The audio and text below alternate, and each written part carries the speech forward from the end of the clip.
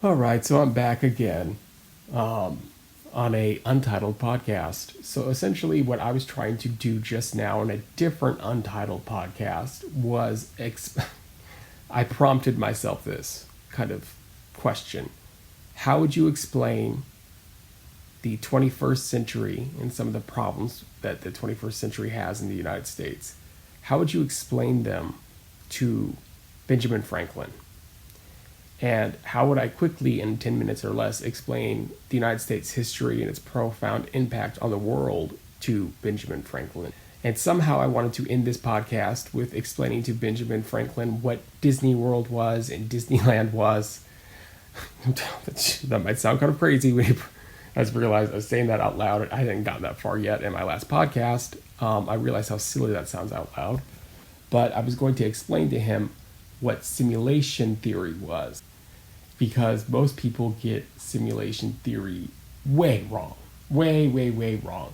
They think it's like, we're in a video game. It's like a simulation, or, I mean, I know that's what I thought at least. I thought it was like, so what if we're in the Matrix? No, Elon, we are not in the Matrix.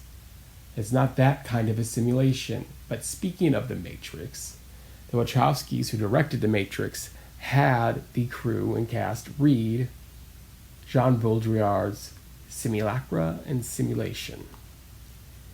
And this is what simulation theory is, Jean Baudrillard's work.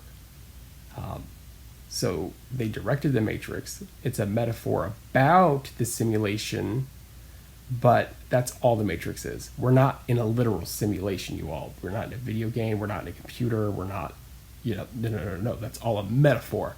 And perhaps that is how it's best understood to the masses. But they need to know is that it's a metaphor, right?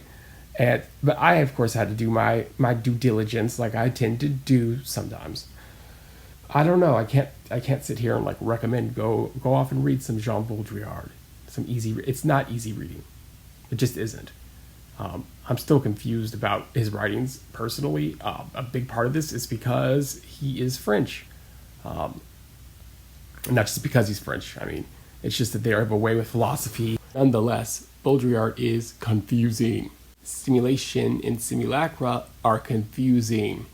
Thus, why the Wachowskis decided to make a movie that is a metaphor about it. Because sitting down and trying to explain this to someone is confusing. And in fact, it's so confusing, some people would rather just think we're hooked up to a computer of some sort instead of doing some philosophical thinking about the matter. I can go out there and try and do a little bit of this, thinking. Then you can too. So hang in there with me for a second while I try and explain this. Please trust me. Trust me. It'll be interesting. You'll learn something new. And if you happen to be one of those people that think we actually live inside of a simulation, like we're hooked up to the Matrix, well, maybe you'll see the metaphor for what it is. And remember, I wasn't going to try to explain this to you, but explain this to Benjamin Franklin after having explained the United States history and profound impact on the world in 10 minutes or less. So, instead of Benjamin Franklin getting this, it's you. Best metaphor that Baudrillard himself used was his famous essay, The Procession of Simulacra. In this essay, he essentially critiques the United States. He uses Disneyland as a metaphor for simulacra. So just think of Disneyland. What comes to mind? Have you been there? Have you been to Disney World? That could work too. Well, Disneyland is this made-up place.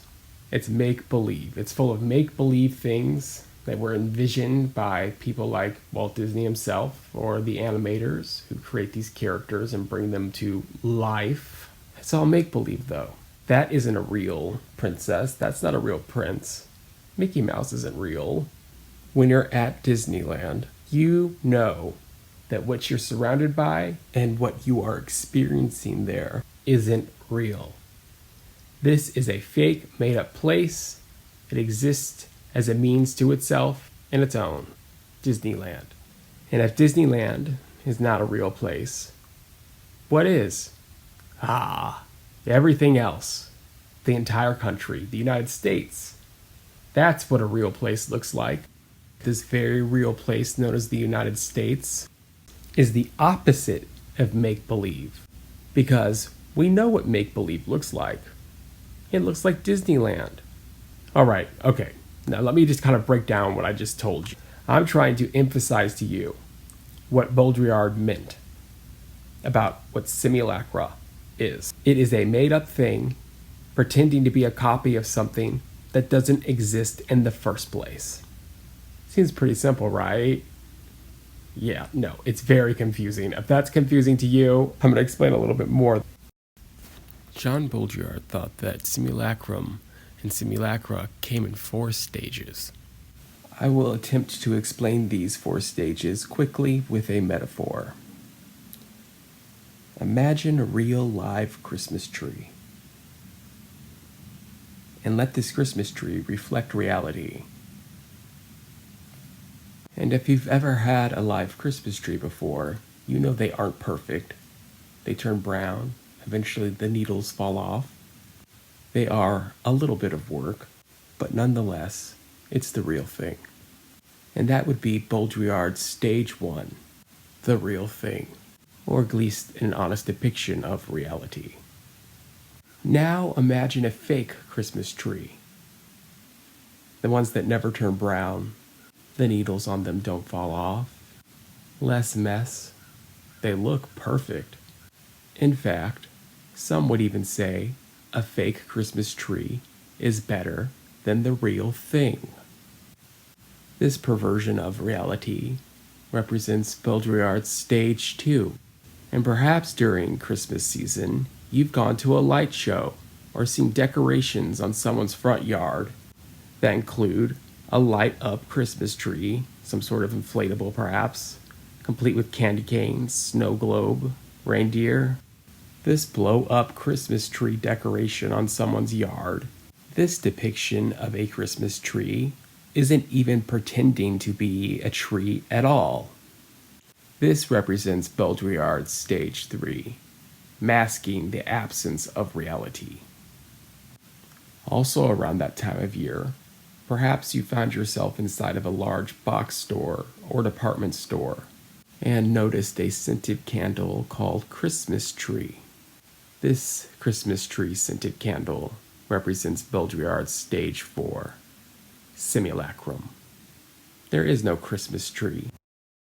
Now, in order to see and understand this simulation, there is one more of Jean Baudrillard's concepts that you must come to terms with, and it's the idea of hyperreality. This concept is best explained by Jean Baudrillard's take on a popular philosophical metaphor, which, in its original context, described an empire with a map that was so large and so detailed, the literal map came to cover the entire territory itself.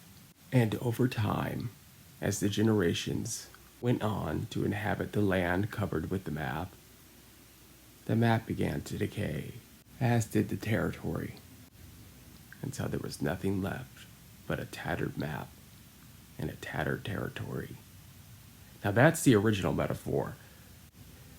The key difference being between the original metaphor and Jean Baudrillard's is that in the original metaphor, the territory existed before the map.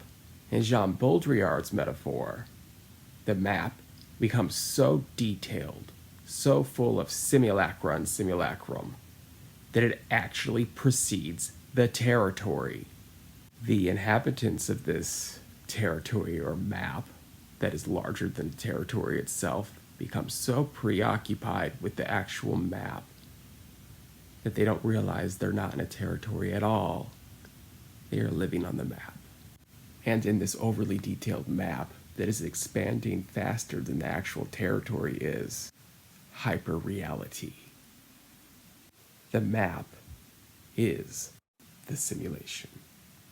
Now, Jean Baudrillard thought that Disneyland was a simulacrum, and the metaphor is that the rest of America is a simulation, because despite all the unreal things that exist in society, we perceive them as real and separate from the simulacra that is Disneyland. Thus, simulation theory. You may still be confused. Good. It means you're thinking. The metaphor is that the simulation we all live in, the real society, the society outside of Disneyland, is every bit as constructed as the fake reality that exists inside. Have you ever asked yourself why? Why do we smile in photos? I don't even think anyone here's in a good mood. But do we have to smile? Do we have to pretend? Why are we pretending to be happy? When someone asks you how you're doing and you tell them that you are doing quite well when in fact your entire world is falling apart, why do you lie? Why do we all lie? Is it because the reality is simply too painful? The truth too much to take?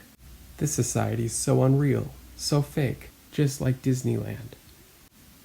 And you know what they say about Disneyland? It's the happiest place on earth. And that's simulation theory, as told by the late stage millennial Gen Z elder. Thanks for listening.